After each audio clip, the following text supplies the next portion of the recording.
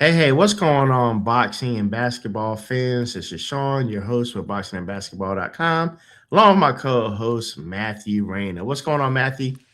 We're back. No work today because of the ice. And so we're going to spend the day talking a little basketball. I don't know, with the climate that we're in right now, you got to specify what ice you're talking about. Oh, man. I saw them signs up that said ice prevention efforts. And I thought, man, which one? All right, as y'all know, me and Matthew here in Texas, and we're part of that weather winter storm that's passing on through. Even though it did rain yesterday, Matthew, the roads are kind of clear here, but we got off work today also. But I'm 99.9% sure we will be heading back tomorrow unless something crazy happens tonight where it rains and it really freezes overnight. And we're in the same boat over here in San Antonio. Not too bad on the roads right now. Yep. All right, so me and Matthew going to get into a few topics today. Once again, we want to thank everybody for leaving your comments. Matthew, has anybody left any comments in the last few days that has upset you again? Man, I'm still thinking about that one guy that told us that it was amateur hour. Everyone else be leaving nice, friendly comments, or they be, talking about the topic at hand. But Yeah. our buddy over there, he said it's amateur hour. I'm waiting for him to come on the show so I can show him amateur hour. Oh man. Yeah, y'all don't want to upset Matthew, man. Yeah, leave him alone. All right, Matthew, during our show, I'm while we're going through, man, I'm gonna dig up some of our comments and pull that up to see what some of the people actually had to say. And while you're pulling that up, I'm gonna pull up the address of the guy that left that mean comment so I can take off and head that way after the episode. All right. So yeah, I got some of the comments. So towards the end, we might run through some of these. All right, fans, we're gonna start it off. We're gonna switch screens here. And we're starting it off. Number one, Zion Williamson's signature shoe line is being discontinued by Jordan. Zion signed a deal before even entering NBA and was the second largest rookie shoe deal ever with 75 million, only behind LeBron James 90 million. The Zion 4, which was released in 2025, will be the final model in this line. Matthew, you still in shape playing basketball. Do you own any Zions? No, I don't. I wouldn't own any, even if I never Hmm. see them. I don't think they're considered one of the top shoes, but with the state of his game right now, Uh-huh. I don't think I would want to invest any stock in those shoes. And so I think it kind of makes sense that they're kicking him off the Jordan line because I think the guys at the Jordan line, I think one of the prerequisites is that you got to be a star, and nobody's as big a star as Jordan, but you gotta be Jordan-esque. You gotta have some Jordan-esque vibe. And when when Zion was coming out of Duke, of course he had Jordan-esque vibe. We thought this guy might be the greatest prospect of all time. He was hyped at a level that every year there's that one player in college basketball who has a generational talent, and everybody knows they're going all the way, whether it's Anthony Davis at Kentucky or last year Cooper Flag at Duke. There's that one Uh-huh. player, and depending on how generational that one player is, that's how much people care about college basketball that year. So some years they don't care, but some years based on that one prospect, they really care. And that year Zion was there at Duke. Everybody was talking about him. Everybody said he's going to be the next big thing because he was dunking so hard. He was just damn near about tearing the rim off at Duke. Then he got to NOLA. He Right. never started the diet. He could never stay on the floor. And here's what I didn't realize until I was just looking up numbers for this podcast. Okay. They've only made the playoffs 2 times when he's been there, but he's been injured during those playoff runs. So in his 6 years in NOLA, he's never played in a playoff game. So if Wow. you don't have the juice to take your team to the playoffs, or I guess at a more basic level, the juice to stay on the floor, then why are you going to have a Jordan sneaker? Right. And then on top of that, this year when it started, we saw that Zion had that weight transformation, right? But I don't think it was necessarily, 100% him saying, you know what, I'm gonna change this year. I'm gonna be like this tip top athlete. I think it was built into his contract. If you don't lose weight and get underneath this certain weight, you know, we're going to cut some money out of your deal. You're not going to get paid as much, or maybe possibly you're going to be on the trade block. I don't know the ins and outs of the contract. But with that being said, he got in shape, but he's still getting injured. So we know that injury can come from weight gain and not being in the best shape. But even when you're in shape, you're still getting injured. Is Zion just one of those players that's just injury prone no matter what type of shape he's in? I think he's injury prone, but Sean, if it's taken you 7 seasons to get into your playing shape, come on, I've heard of working into your playing shape, but 7 seasons, good Lord. I mean, come on, if you're the GM of that team, if you're the coach of that team, I mean, you got to just be looking at this guy like he's just kind of spitting in your face, because he's coming in offseason after offseason, not in the best shape, to the point that when he comes into shape in the season, in his 7th season, it's a breaking news story. You know, they were talking about it like, you know, they were talking about it like this was like when there's a huge trade and then the whole internet's buzzing because everyone's sharing the news of the trade. Like when Westbrook got traded to the Lakers, or I guess more recently when Trae Young got traded, even though that one wasn't that big of a deal. That's how they were treating it when Zion came into training camp in shape. So that's bad. If the whole internet is a buzz with the news that you lost 25 pounds, that we're in dire straits. So yeah, I think he's injury prone. Yeah, I think he's had some bad luck. Yeah, I think it's probably tough to live up to being that generational of a prospect that he was in college. But, you know, with his workout regimen or lack thereof, the man certainly hasn't done himself any favors. He's been enjoying that New Orleans gumbo a little too much. Got you. Okay. All right, well, moving on from Zion, we're bringing up here Giannis. Oh, no. Has changed his tune a bit when asked about staying in Milwaukee. For those of y'all that have been living underneath a rock, you know, Giannis got injured. Was it last week? He got injured last week. He basically caught it himself, telling everybody it was a calf injury. Like he did his own self-diagnosis. And sure enough, they came back and said it was a calf injury. And I think it's, correct me if I'm wrong, Matthew, is it 4 to 6 weeks? I think he's going to be out.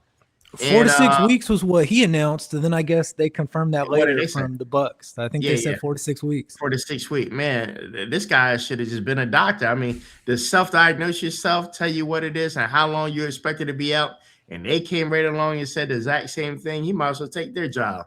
But with that being said, they did ask Giannis, man, with the injury, you had time to sit back, reflect. You know, what are your thoughts? You still want to be in with the Bucks? And he actually responded, I don't know.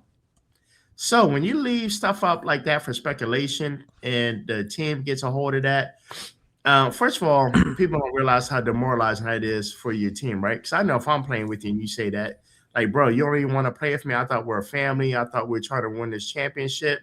You know, we're supposed to go through the up and downs. I think if you're going to say that off season. Don't say it during the middle of our season, right? And who knows? The Bucks might pull his bluff and might let him go. What are your thoughts? Yeah, I agree with you with not doing that to your teammates. You know, AJ Green, he's been inconsolable. He's been in the corner of his locker room crying since he heard the news. No, it's not a great thing to do, but it's been pretty obvious that he's been frustrated all year. I mean, come on. It was like 3 weeks ago. he was booing the fans. The fans were booing Giannis. That was crazy, right? He was booing the fans, giving them the thumbs down. And so it looks bad, but I don't think they've crossed that bridge. They haven't got to the point like with Ja Morant where he's clearly become a destructive force in the locker room. I think it's a little like more coy with Giannis. I think Giannis maybe is trying to force the hands of the Bucks to make some moves, to bring more talent around him, to do the things that he wants him to do because, you know, he's a star. He's got some juice. You know, stars have some power. I don't think it's at that point where it's, you know, trade me or I'm sitting or trade me or I'm going home. I don't think we're anywhere close to that. Although when he self-diagnosed his injury, it made me think, you know, what's going on there? Why aren't we leaving that for the medical team? Sounds like Giannis kind of giving himself a little vacation, but then, you know, the medical team came out and said the same thing. So I think he kind of put them in a weird situation there. Yeah. But I've been on record on this since the beginning of our podcast, Sean. I do not want him to leave Milwaukee. I think it's such a wonderful story that, he comes to this team, this small market Milwaukee team in the middle of Wisconsin as a scrawny 19-year-old that has potential, but, people don't really know who he is. He's not like a Zion type generational prospect. He's what they call a building, a development piece, someone you want to develop and see what you can get out of. And for him to do 13 seasons there, and I got the record right here. Where is it? They've been 507 and 382 when Giannis plays in his Bucks career. So they've got a great winning percentage. Of course, they won the championship. And Giannis is an MVP contender every year with the small market Bucks. Even this year, with all the drama around him, 28 points, 10 rebounds, 6 assists, 65% from the field with, minimal assistance from his teammates, really, in terms of who's around him. Although he's got some guys making shots, Mr. AJ Green, Mr. Ryan Rollins, they're making some shots. But I think they should rebuild together. I think they should get through this together. Sean, he hasn't been there 6 seasons, 7 seasons, 8 seasons. He's been there 13 seasons. He is the franchise, and he's still good. He's still at the peak of his powers to the point where just having him on the team makes you a contender. Although maybe this season will kind of change the narrative around that. But I think he's still an MVP level player. I think he's been in the community a long time. I know they're going through a difficult patch, but I think they still love each other. And I want them to do some marriage counseling and come back together. Right. I just think we're in a time, and I think we've always been like this, to make that championship run, to really get there and really get over, man, you really got to have 2 superstars per team, right? And I just don't think Giannis has that right now, right? Like, with SGA, he had Chet, right? And J-Dub. Yeah, and J-Dub, right? You got Murray and Joker, right? You got these teams that are winning, man, but they got 2 superstars. Right now, Giannis just needs that extra superstar to help relieve some of the pressure off of him. And, when his shots aren't going, he got somebody that can just fill in and lead the team as well. They tried it, and it didn't work. They brought Lillard there. It seemed like the perfect player to pair with Giannis, where you're doing pick and roll where Giannis rolls to the basket, but Lillard, if he wants to, can just fall back and hit the 3. It seemed like a perfect fit. They had already tried the building it organically. They had built Chris Middleton over years. They had done some smart trademanship to get Drew Holiday there. So then they had the pieces. They had the Brook Lopez. They had the Bobby Portis. They've already done it both ways. They've built the team organically and put the pieces around Giannis. Then when they freaked out about that, they sent everyone away and they brought in Lillard. So they've done the double superstar approach. I just think it's going to take some patience on both of their ends because they have to realize what we have right now isn't working. But to the Bucks' credit, they tried. They brought Lillard. It didn't work. Maybe everybody takes a step back and says, this didn't work, but it doesn't mean we can't still work together, make some beautiful music in the future. Well, I mean, Damian Lillard, I thought they were going to do something, but it just proves you can have another superstar, but it has to be the right superstar, right? So I think that's why it failed in that area. So let's move on to our next subject here. Joel Embiid has been listening to me and Matthew. Every time we have our podcast, we're constantly talking about how Tyrese Maxey is taking over the team. Joel Embiid heard us and said, I'm going to prove Sean and Matthew wrong. And this man has been on the tear. 38 points, 11 rebounds, 5 assists. 32 points, 15 rebounds, 10 assists, triple-double.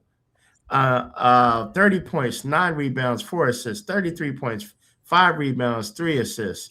Like this person said, starting to get spooky over his last 4 games. So, Matthew, we talked a little bit about this off camera, right? Joel Embiid is a superstar in his own, right?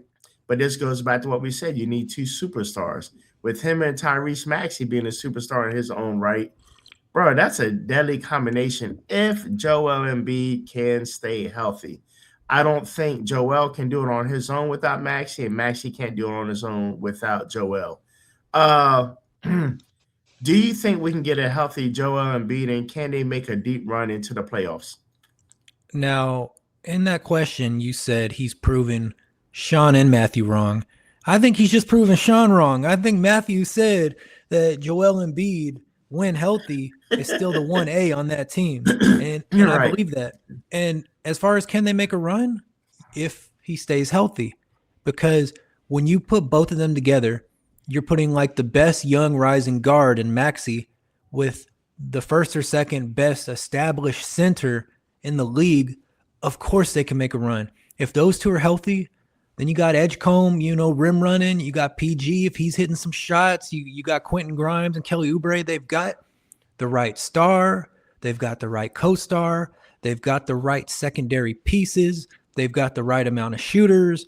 I think they have a perfectly balanced roster, but it hurts so much when your franchise big man, when the cornerstone of the team, when he goes down, because it's not only what you're missing in his contribution, but also just like the emotional energy it takes to lose your best player and knowing, okay, that's 30% of our scoring. That's, 35% of our rebounding. Who's stepping in and filling those gaps? I mean, it takes a huge mental strain on the team when somebody as good and talented as Joel Embiid goes down. But I think if they could all stay healthy, and that's the big if, right now the Pistons are the number 1 seed in the East. The Pistons haven't really been there before. So I think people wouldn't be surprised to see the Pistons kind of flame out in the second or third round.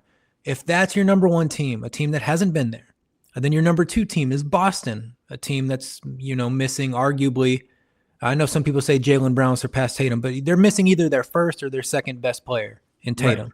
So they're not at full strength. They've got some issues. So I think the answer is yes, this team can make a huge run with the roster as constructed. They've got a great roster, and they've got a coach and Nick Nurse who's been there before, who's already won a title. So yes is the answer, with the asterisk, with the asterisk that he's got to play. Because if he's playing and he's putting up those numbers, that means they're going to have to double him at some points.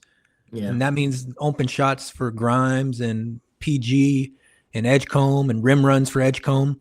Then it means they're playing looser on the perimeter, so Maxey can get to the bucket or he can get to his spots. So it's going to free up the game for everybody if Joel's playing like that. And you're going to see a lot more W's than L's when Joel's putting up numbers like that. So the answer is yes. In fact, if he stays healthy, I would say, third round or the NBA Finals. Anything less than that would be pretty disappointing for them if he's healthy. They need to be, this is the year, because that's the one knock on him, that he hasn't really dominated in the playoffs. And in fairness to him, he hasn't been there a lot because of injuries. But this would have to be the year that if he's healthy, show us what you can do, big fella. Show us what you can do in the playoffs. And they need to make it to at least, I think, the conference finals to feel okay about the roster they have. Right. And Matthew, another thing that I just want to throw out there, right? Why are all these bigs spending half their time on the floor when they just barely get bumped or pushed a little bit? I guess I'm just used to like the older school centers. I ain't never really see Shaq on the floor half the time, or Kareem Abdul-Jabbar on the floor, or Charles Barkley. Well, he was a power forward. Or you got somebody like what's another Akeem Olajuwon. These guys, I didn't see them on the floor like 50% of the time. Why are these big centers playing? I'm not saying they're playing soft. I mean, are they just trying to get the cell? Like, forget the cell, man. Just man up, be strong. And why are you letting these little guys push you and knock you on the floor being a big man? Well, I think the answer is different on a case-by-case basis. Embiid is actually a little bit of a flopper. So, I mean, Embiid does fall down a lot. But I would say generally the answer for most big men, Anthony Davis be on the ground a lot. Well, he'd be on the ground a lot, then he'd be out 3-4 months after he's on the ground. I don't think he's flopping. He goes down holding that knee. That's 3-4 months right there. So, and you got a smaller guy that's to me is really a power forward. He's not really a center. Like, you got like Isaiah Stewart. I mean, he's cut from a different cloth. Like, you're gonna have to put him on his butt. Beef stew. Yeah, no, we just played them yesterday, the Kings. So I've seen enough Isaiah Stewart for the week. But let me tell you this about the big men here, because here's what I think the answer is. That the average big man, or even the lower level big man in the NBA today, is so much better than the lower level or average big man of the 80s and 90s. So like Shaq or Olajuwon, some nights they've got Chris Dudley on the schedule as the center. So you're getting a night off because you just playing Chris Dudley. So you're getting a 30 and 10 in your sleep, where even the average to low level centers around the NBA today, you think about maybe like a prime JaVale McGee. You think about maybe like a back half of the career Dwight Howard. You think about like a Yusuf Nurkic. These are all guys that in their own right, even when they were past their best, could easily, give you 15 points, give you 10 rebounds, give you 3 or 4 blocks, that on any given night, they could get their numbers and they're going to play you tough. So basically for these big men, you're already the biggest, strongest guys on the court, but now you're pretty much guaranteed that no matter which of the 29 other teams you're playing against somebody that's pretty damn good. You're playing against somebody that's pretty damn strong. You're playing against someone that's pretty damn big. Where in the 80s and 90s, like I say, you see Luke Longley, you see Bill Cartwright on the schedule, you see Chris Dudley on the schedule. You say, okay, I'm getting 30 and 10 in my sleep. No need. Even Christian Laettner wasn't laying on the ground as much as these guys were. But it's because here's a lengthy 6'11" guy. But other big men saw Christian Laettner on the schedule and they knew they were getting their night off because he's not guarding them nothing. So I mean, that's the answer to me, is that the quality of big man has gone up in the NBA to a point that you're not getting that night off. You're not getting that easy 30 and 10 because you gotta play your ass off every night. Okay. All right, well, there you have it. All right, Matthew, moving on to the next one. We are bringing up Antman is currently running away with the clutch player of the year. Is he really more clutch than SGA? We grabbed this off Twitter here. Somebody was on there, and I thought it was an interesting subject to bring up. We often talked about Antman and SGA, in their own rights, them both being superstars, both leading the team, right? And once again, Matthew, we've always talked about you're still active playing basketball. If you wanted somebody to take that clutch shot on your team and it's for the championship, do you want SGA or do you want Antman taking it? I want to take that shot. Throw me the rock. For me, especially if it's pickup or street ball, like that kind of thing, I'm taking Antman because, FTA is just going to try to draw the free throw, and fall over. And if you're playing street ball, if you're playing pickup, then they're not calling fouls. So I'm taking Antman. But in an NBA game, in all seriousness, I think I'm taking Antman too. You might take SGA just because he won the championship last year. His mid-range is automatic, et cetera, et cetera. And, of course, I hate to say it, but he's good at drawing fouls. So you always have the chance that if he takes that last shot, he's going to draw that foul. But that's bullshit basketball. I'm taking Antman. Okay.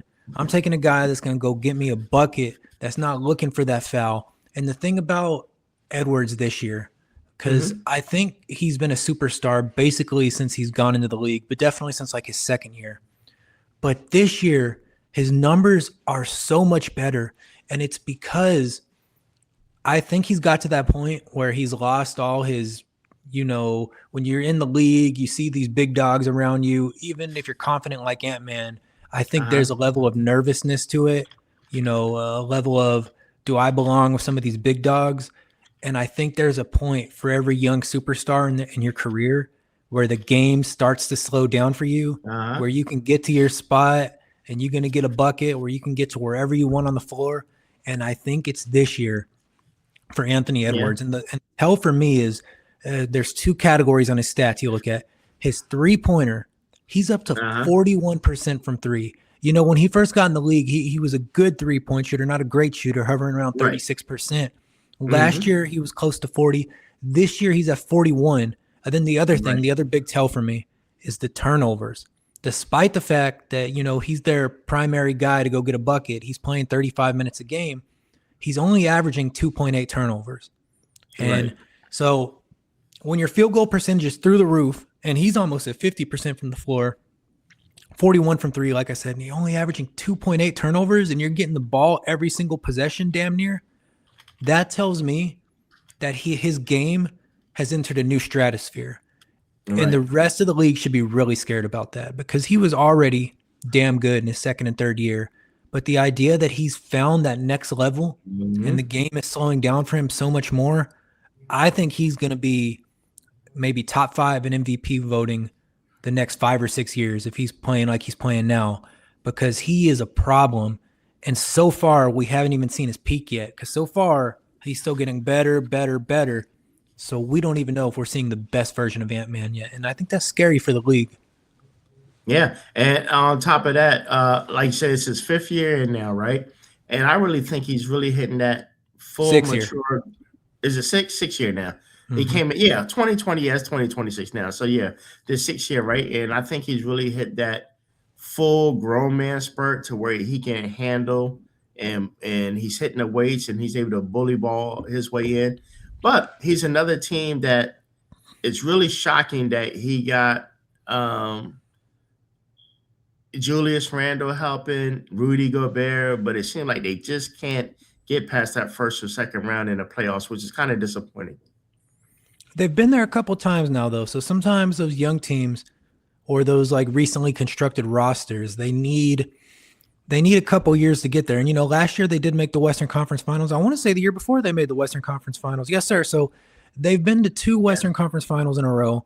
And so if there's ever a chance to do it, I think this could be the year, because you got the Nuggets. They're going to have some cohesion issues because Jokic Mhm. has been injured for a large part of the season. He's going to be injured for a little bit more. Uh-huh. I don't think everybody's sold on OKC. I think people think they might struggle, that they're good. They're a championship team. They might be something short of a dynasty. I'd be hard pressed to see them repeat. I think the Spurs Mhm. are still a little bit early. So I think Minnesota's got as good a chance as anybody. I think it would be a real kind of dagger in their hearts if they can't get through the third round this time. They've been there 2 years in a row, and Ant-Man is exponentially better than he was the last 2 years. So they might be a dark horse favorite to come out of the West. If I was picking today, not in terms of clutch player, but if I'm picking who I might pick, gun to my head, maybe Mhm. I'd pick OKC. But I'd be Okay. looking at Minnesota. I think they're going to be a rising team. I think they've got a win streak in them. So we'll see. Okay. All right. We're going to switch right on over, Matthew, to Kevin Durant. And he was asked about logging so many minutes this season. But he basically said, hey, I feel great. That's what I get paid to do. I get Mm-hmm. paid 50 something $million to be available in play. So there's 2 ways I look at this statement he made. And I want your opinion on this, Matthew. He's the kind of player that you want on your team. And he understands, hey, we're paying you this money, we're expecting results, bar any injury that's out of your control, right? But he always comes in shape. He's always practicing extra, sticking before and after, getting up early. He realized, hey, you're paying me to score and to be the superstar and lead your team. But on the flip side, do you feel that that was a subtle hint at the players that believe in load management? That was the biggest thing. And they start, I think was it this year or last year, they start trying to find players if they can catch them using load management, not really injured. Do you think that was a subtle shot at those type of players as well? Man, I don't think so, because I think Mr. Durant's done his share of load management throughout his career. And I also think, he's been injury prone at not his whole career, but at different points of his career, definitely in his Brooklyn and Phoenix era. He missed a few ball games. So I don't think it was a shot at other players. But So do you think he missed those ball games because he just wanted to rest and like I just don't feel like playing tonight? Or was it really because of injury? That's what it comes down to. I mean, one of those seasons in Brooklyn, they pulled the plug on him when he probably still could have played. So I mean, there's different situations. Do I think he's load managed a couple games? Yeah, I think he's probably, he's 37.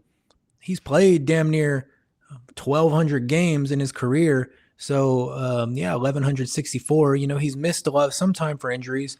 So Mhm. yeah, I think he's probably load managed. And rightfully so. He's a high dollar asset. If he's on a team, he's the best player on your team. Right. If he's got a nagging injury, now I don't think he's ever load managed just because he wanted the night off. Maybe there's a lot of stuff that goes on in NBA locker rooms that we're probably not aware of, Mhm. but I Yeah. think he's load managed at different points of his career because of nagging injuries. Not just take the night off in New Orleans or Las Vegas or wherever they are. Or there's no team in Vegas, but in LA or one of the fun cities. Or But Miami. yeah, boy, what I think you'd have to be more concerned about if you're the Rockets is why do you have to count on Durant to play this many minutes when you're supposed to have this young core of badass young players? Your star international center Şengün, your point forward that is athletic like a prime Westbrook and Amin Thompson. Your young sharpshooter Reed Shepherd. You got Jabari Smith out there. So you got all these players that came with so much hype, and yet you got 37-year-old Durant still having to play 36 minutes a game when I think ideally there'd be enough blowouts to where he's sitting the fourth, or there'd be enough stretches where you're comfortably ahead to where he's closer to 32 minutes a game. Because if he's going to play most of the season, 36 minutes a game, and then if Houston's going to be good and make a deep run in the playoffs, at some point that's going to get you. At some point you got some bone bruise, some sprain. At some point you probably lose Durant for a couple weeks. You hope not, but when an older player, upper 30s, playing 36 minutes a game with somewhat of an injury history, there's definitely a chance. You would just like the Rockets to be a little better, to where Durant's getting a few more nights off, to where a 6-minute rest becomes an 8-minute rest. But he doesn't get 8-minute rest because he comes out of the game and then the other team goes on a 9-0 run. So you just want the young core to settle down and play better, so we can get our superstar, our old superstar, some rest. Yeah. So Matt, this is what I think that's going on. You brought up a good point. Why is he playing so many minutes, and when he's out, I was a prior witness when I went to the Rockets versus the Pelicans game. Every time he sat out, Pelicans would catch up. But on the flip side, they only caught up because he put in a whole second string. The whole Pelican second string did better than the starters, right? But let's just go with that scenario, right? I think it's the coach's fault when these players get injured or go out, why they go down, right? And I say it like this. When Kevin Durant sat out, nobody knew who the leader was. There needs to be two set of plays in practice. One play designed around your starter, who you're giving the ball to 80, 90% of the time. But then you also need a whole new set of plays when your starter isn't it. Who's the 1 and 2 leads, and who's going to set up the plays to run around your star being out? Prime example, you set down Steph Curry and Draymond Green. Everybody's looking around like, well, who do we get the ball to? What plays are we running? We're so used to doing the same swing. Draymond picks, chalk off. Same thing. You take a Jamal Murray and Joker, they get injured out. Nobody in there knows how to lead a team, and they don't have a backup plan. So they go, and I think these teams like the Rockets and the Denver Nuggets and the Warriors, they go down because they don't have backup plays when your stars are out. Your practice need to be designed on when your stars are out, who you feed 89% of the time, who's going to be the 1 and 2 guy that's going to lead that team and take up the shots. I think they'd like it to be Amin Thompson because of his athleticism, how highly they invested in him, drafting him with their lottery choice. Sure, with Jabari, but I think the weakness with Thompson, at least, is his shooting. I mean, right now he's shooting 19% from the three-point line. So I think defenses, to a certain extent, they say, okay, Amin Thompson's going to be able to run right by us and get a dunk, so we're not even going to face guard him. We're gonna go 10 feet back and just let him shoot. And when you have a player that the other defense is letting shoot, then all the other players are playing, basically 5-on-4 because nobody's guarding Thompson. And which, you can get clever and have him run at the rim and try to catch alley-oops and stuff. But against the best teams in the league, it's hard to get too cute and get points that way. I think if they want to get KD some more rest, you want Thompson to find a way to bump that shooting up. I mean, obviously he's not going to be Steph Curry, but there's a big difference between 19% and 29%. If he could raise that shooting a little bit, you just have to find these little cute ways to get KD some more rest. To, like I said, get those 6-minute breaks to become 8-minute breaks. And I think something big for the Rockets would be, I think Thompson making more shots, It doesn't also, your second best player is probably Shingun, whose style, he's like a cerebral big that wants to be down there low, looking for passes, kind of doing Right. the Jokic thing, but not quite as good as Jokic. Right. And that might be a different kind of game than when you got KD out there who's going to want to have, a few ISOs, or when you got Thompson out there who's going to want some open lanes to ride to the rim. So maybe like your best player's style of play is so much different that it's discombobulating for the team when KD's out, because when KD's in there, you could say, okay, Kevin, just go get us a bucket. But then you got to play a little different, because when he's out, your other best players, Thompson and Shingun, have to play a certain way to get their buckets, but that's not going to be the way you're going to play when Kevin Durant's there. So I think it's interesting, but there's a lot of talent there, so it's probably good problems to have, and they'll probably start to sort it out as we get closer to April. And Matthew, I see now that's why that these teams go after veteran point guards. They're not so necessarily looking for them to be these great scorers. Listen, you're a veteran point guard, can get me 10 to 12 points. I'm happy.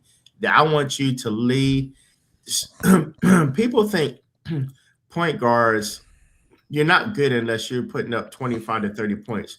No, point guards are good when you know how to lead a team, direct people, come up with real plays. You've seen 100 scenarios and you see how it plays out. Man, move here, set a screen here. Why are you coming in here? Stay back, stuff like that. Like Chris Paul, people always pick him up, not for his scoring, but because he's being a veteran and he's seen it all. He knows how to make right plays. Rondo was another one they would pick up for that. People probably won't agree with this. I think Eric Snow was a great point guard for the Sixers, especially when Iverson was out and he was able to direct the team and get them going where they want to. So I say that to say this. I see why now in this situation that we're talking about, why these teams chase after these veteran point guards, not for the points, but that veteran, that knowledge to help teach the younger generation how to really play. John Stockton was another one, right? Could he score? Yeah, but he put scoring second to Karl Malone. He'd rather lead the team and set up plays. And that's why it's such a big deal that Fred VanVleet got injured at the beginning of the season, because he was going to be your veteran point guard. And you look at the 2 seasons he had in Houston before the injury, he's 7 assists and only 1.6 turnovers a game. So that would have been your table setter, probably, Fred VanVleet. And then by the time he got injured in the offseason, it was slim pickings on the point guard market. At one point, they talked about possibly a Westbrook reunion, and I think they decided against that. I think they thought too risky, so they just went with what they had on their roster, which most nights is Thompson playing point guard. But I think there would have been a lot of value of having VanVleet back there, or a different veteran point guard that's just there to set the table for you. All right, let's look at this. I'm gonna pull this up. Let's see what we got. Another one I should have mentioned was Jason Kidd, right? Jason Kidd. I mean, he could score, but he was definitely good at it. So let's look at this. Over the last 20 years, since 2004, 2005, the top 5 players in NBA in assists are Chris Paul, LeBron James, Russell Westbrook, James Harden, and John Wall.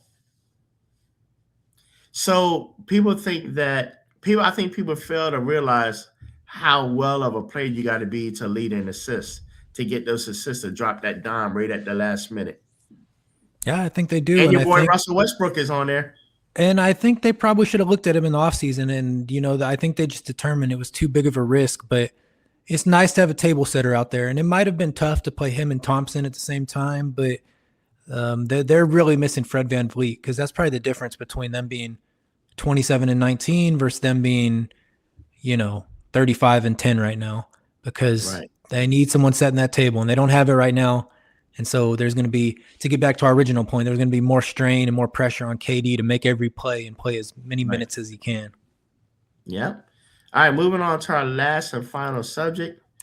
Maybe I think I'm going to throw a few of our comments on there, but second to last. Moving on to your boy Derrick Rose. His number 1 jersey will be hung from the Raptors in Chicago forever. there was something I was going to mention earlier about Derrick Rose. He's only the fifth. Where was it at? With this, Rose become only the fifth player in franchise history to have his jersey retired in Chicago.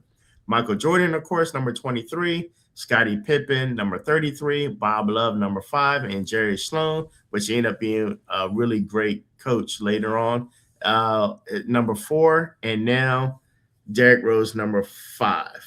Let me tell you my comments on Rose. Of course, they love him there because that's his hometown. That's where he grew up and played, right? People will come out like he was the greatest thing ever in the early 2000s, right? Like people couldn't get enough of him. And although I saw flashes of greatness, right, and good plays, I just don't know. I'm not saying he's not a great player or not an all-star because he is, but I'm always going to have a question mark. If he never suffered so many injuries, what could he have been? Like, what was his ceiling? What was his limit? And unfortunately, uh, through no fault of his own, I'll never really know his true potential or where he ranks among the top greats because of the injuries. What are your thoughts on Derrick Rose? Well, I think you can look at it, and he was at Memphis. He was one of the best players in the NCAA. He was in the NBA. He was a rookie. He was the rookie of the year. Yep. Second year, he's an all-star. By the third year, I know people debate the MVP that year, but by the third year, technically he's the best player in the NBA. He wins the MVP. So if we're going to say this is a guy that was the best player in college or one of the best players in college, then he was the best rookie, then he was the best player in the NBA, all by his third year, then I think that tells you that without the injuries, he was probably going to be a Hall of Famer. He was probably going to have the Bulls competing for championships every year because you think about it, his first 3 years, playoffs. Now, the first 2 years, they weren't true contenders, but the third year, they made it to the conference finals. So he was going to have them competing. But I don't think that, whether the trajectory of his career or you're talking about the numbers, I just don't think I don't think it matches just the energy you felt just watching this guy play. Like the way this guy was throwing it down, the way this guy wanted to take the last shot. And we have such a small sample size because really it's only 3 uninjured seasons. And really it's that third season where he won the MVP, where he really kind of found his confidence. And well, not his confidence, but really the game slowed down for him a little. He's making more shots. He's making more plays. The numbers are drastically up. He's taking game winners. He's the leader of a team that's, one of the only legit, what would you say, legit roadblocks to the Miami Heat with the big 3. And so we just don't know. But watching those games, I remember I used to root for the Warriors, and I saw him just, drop like 40 on the Warriors. Maybe it was 39. And it's just, you just can't, from looking at his numbers or even from watching this beautiful Hall of Fame or jersey retirement video, it just doesn't capture how it felt watching him play. And I even remember, Kanye had a song around that time, and the famous line where you still hear it when it's at the club, shout out to Derrick Rose, man, that nice. And it just, it's just like everybody felt it, whether like in the rap world or like, I think it just got out of basketball to where everybody knew who he was. And he just like had that moment, like that year where he was just that guy. So in that way, I think he's kind of like a Bo Jackson figure. Like we don't really know, but we know he was going somewhere. He was going to be great. Right. Yep. And definitely Derrick Rose, I want to give a shout out to you for having your jersey retired. Listen, that's just the way things go sometimes, right? That's just like what's that kid, Matthew? I can't believe his name is Jason Williams. No, is it Jason Williams? That was the black analyst that had the motorcycle accident right out of Duke. Jay Williams. Jay Williams, yeah, it's Jason, right? Yeah, but I think he goes by Jay. Jay, yeah. Jay Williams, right? I mean, coming out of, it was Duke, right? Wasn't that Duke he was at? Coming out of Duke, he was got to be like the number 1 ranked, but the motorcycle accident just in his career, and it's just another one of those, what ifs, what could he have been? But definitely shout out to you, Derrick Rose. Well deserved, and I know Chicago is proud of you.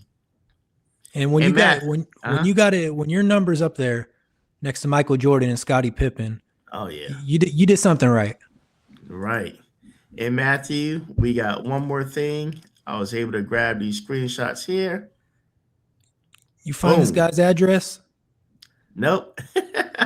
Let me We pick about to it big pull up. screen. See if I can read it. So right here, here's a couple of the comments. Let's start off at the bottom when they were talking about the Jaylen Brown better than Jason Tatum right now. Unfair question by Max Kellerman.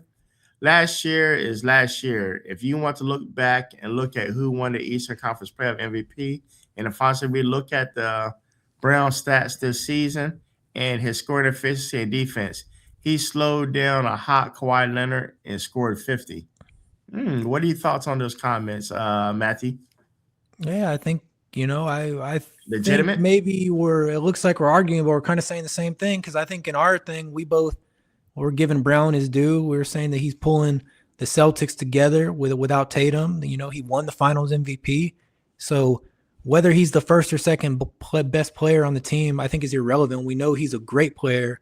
We Yeah. know he's an All NBA type player, and then I know you just want him to focus on the game and not on whether he's getting his respect. Yeah, absolutely. The next one we talked about Ja Morant headed to Miami, buys $3 million house during Christmas. I literally own a house in New Jersey, but live in upstate New York and have no thoughts of moving to New Jersey. I'm just saying. Another thing, it's Miami. I can guarantee that at least 40% of the NBA has a house in New York, LA, or Miami.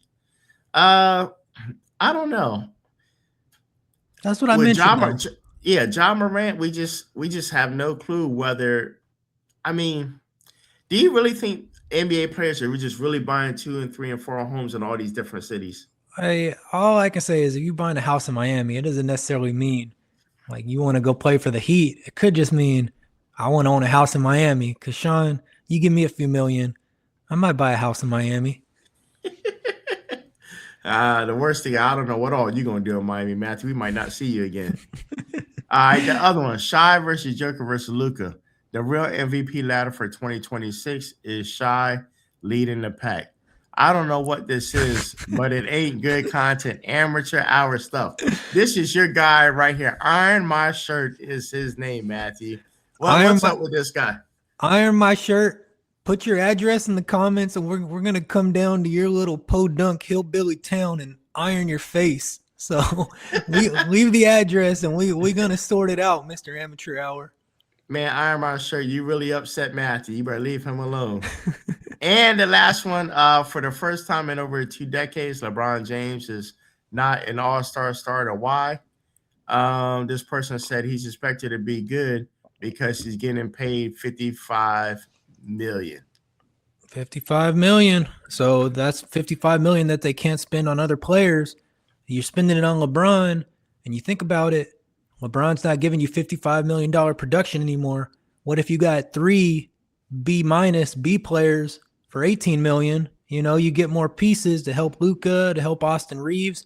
And not only is he getting paid 55 million, they Yeah. only have 15 roster spots. One goes to him, one goes to his son who barely plays. So he's getting 55 million and Yeah. he's getting 2 roster spots.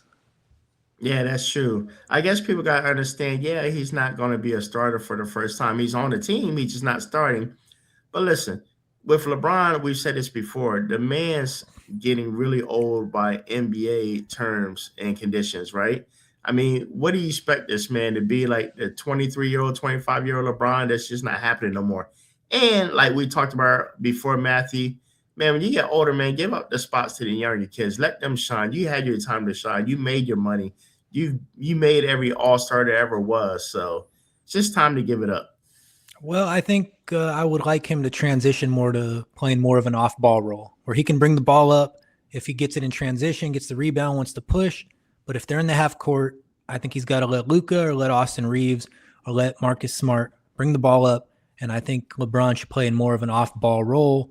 But I don't think he's going to want to do that, too much of that. All right. What about as far as the all-star?